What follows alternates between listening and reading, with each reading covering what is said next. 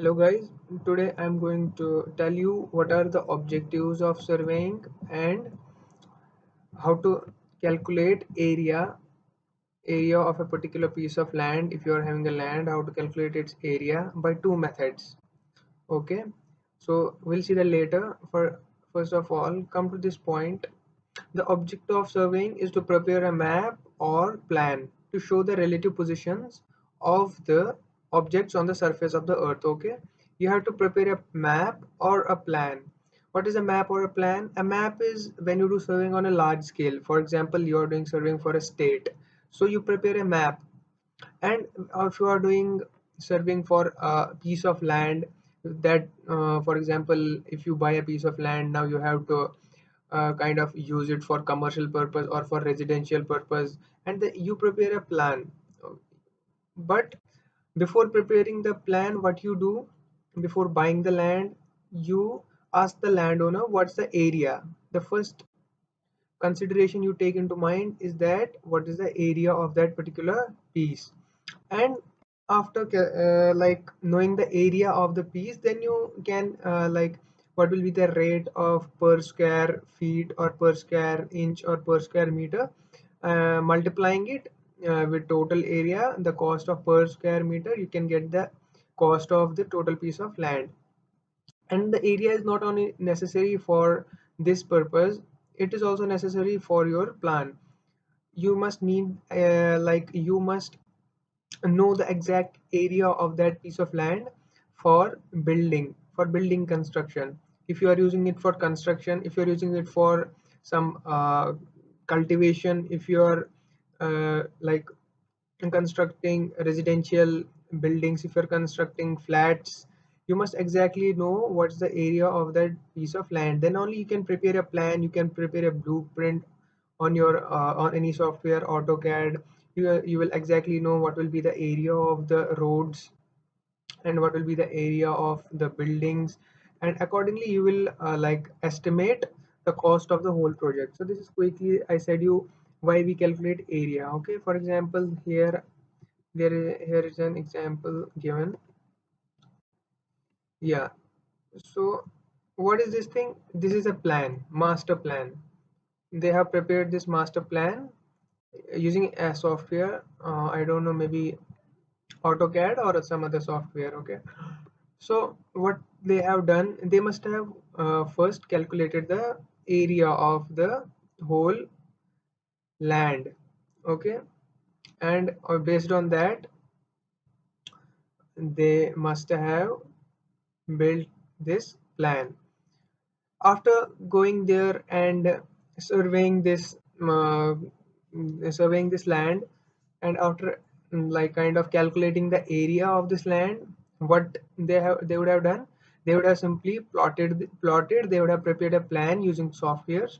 As you can see, this is an office building, maybe this is a residential buildings, these are residential buildings, and the road, this is residential entry and exit, this is office entry and exit. Okay, both office building is here, both residential building is here. Okay, so they have like prepared a master plan. So you can prepare this thing only when you know the area, what is the approximate area. Like when you, for example, buy a flat or buy a home, the first thing that you that kind of comes in your mind is that what is the square feet.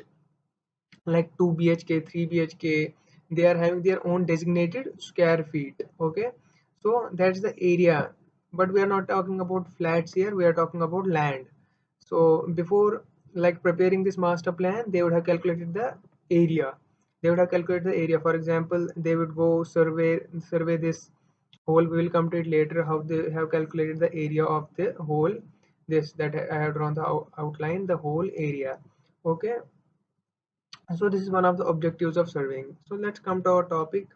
Exactly what I am going to tell you is the mid-ordinate rule. Okay, for example, you have a piece of land, and that is kind of like this. This is a like typical square. You can, but what if that it has a square on one side and the area on one side is like this, and other side is like this, other side is like this, other side is like this, then you need kind of, you cannot simply like take this side and then multiply anything with anything. That will be a mess. Exactly what you need to do, you need some formulas. This square part you can calculate easily. How? By dividing it into two triangles. You know this, the area, this side length, this side length, this side length. You can calculate the area of this piece. And similarly, you know, this and this, you can calculate the area of this. But what if the, like I have shown here, the boundary is not regular, it is irregular. Like the boundary is like this, you kind of can see these are straight lines. Okay, so what if the boundary is like this? So then you need a particular rule. Okay, so here I will be discussing two rules: the mid ordinate rule and the average ordinate rule. I will be explaining you with an example also how to use them. So let us start with mid-ordinate rule. Actually, what is mid-ordinate rule? It name itself says mid-ordinate. Okay, for example, you are having a piece of land. What will you do? You will go and do the survey. You will establish a baseline. For example, you established a baseline. Okay, now this is the boundary that you are seeing. What will you do? How will you calculate the area?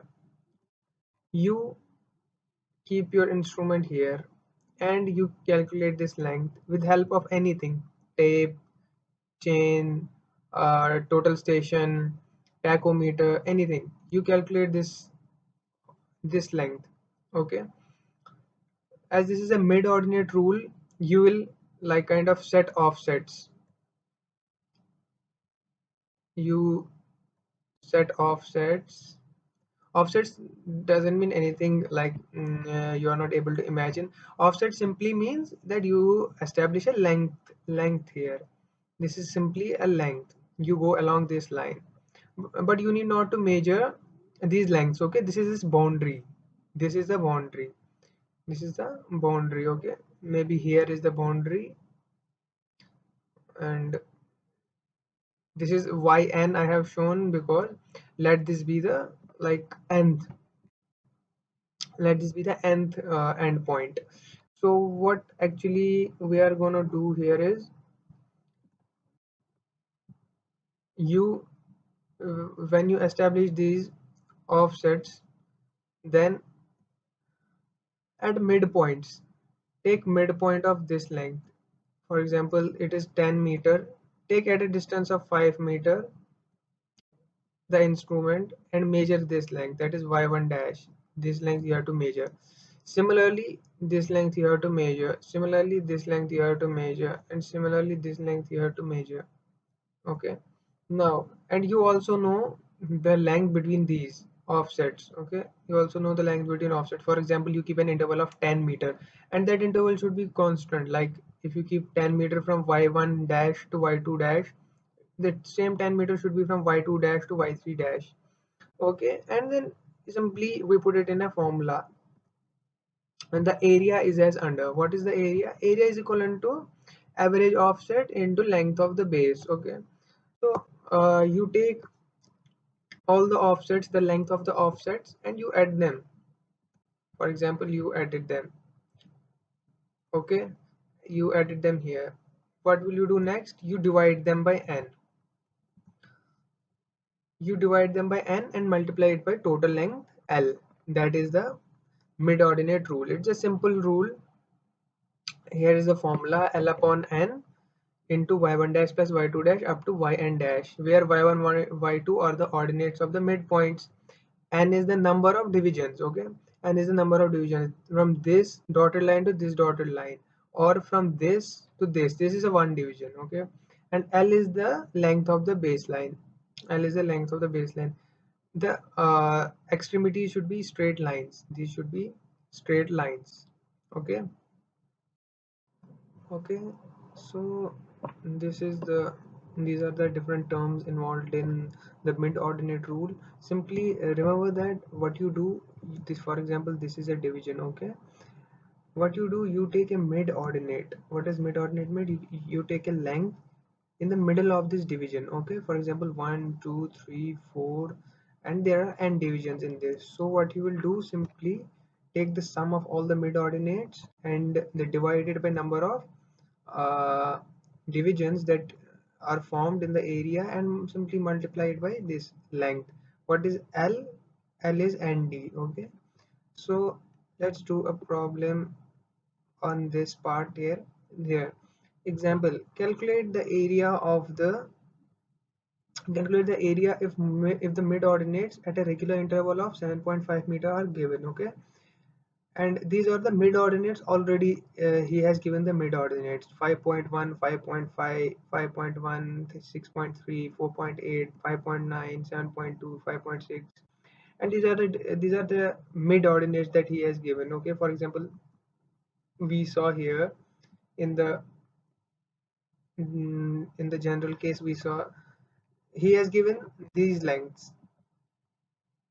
For example, 5.1 is the length of this. 5.1 is 5.1 from this point to this point. This is 5.1. Similarly, this is 5.5. This is 5.1. Similarly, it goes up to 6.5. For example, the last this is 6.5.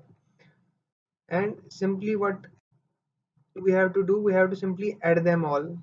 Okay, so we added them all from 5.1 to 6.5, and simply using this formula we have to divide it by n number of divisions. Okay, 1 2 3 4 5 6 7 8 9 10 11 12. Okay, if the number of readings are 12, so but how many divisions it will form? It will form only 11 divisions. And if it forms n divisions, then if the readings are n, then how many divisions are formed? N minus 1. Remember this rule. Okay, and multiply it by simply 7.5. Multiply it by length. What is the length? 11 into 7.5. 7.5 is the length between, for example, between this x is 7.5 and L is, how many are there? N divisions. 11 divisions are there, multiplied by distance. Simple. Okay, so he calculated, it will be this thing. Now, what is the average ordinate rule? Average ordinate rule is also similar to that, but here the formula is different. Okay, the formula is a little bit different here. What you do, area is equivalent to average ordinate into base length. Okay, so here you don't take the mid ordinates, you take the end ordinates only. Okay, you take y0, y1, y2, y3, yn minus 1 and yn. Okay, you take all these ordinates at a distance of x, for example. Then what you do, this is the formula, you have to do only this thing. I will tell you why this is n plus 1. Y0 plus y1 plus y2 up to n. Okay, so you have to simply multiply it by L. What is L? N into x. Now why do you take here n plus 1? Because, for example, this is y0, 1 2 3 4 5 and 6.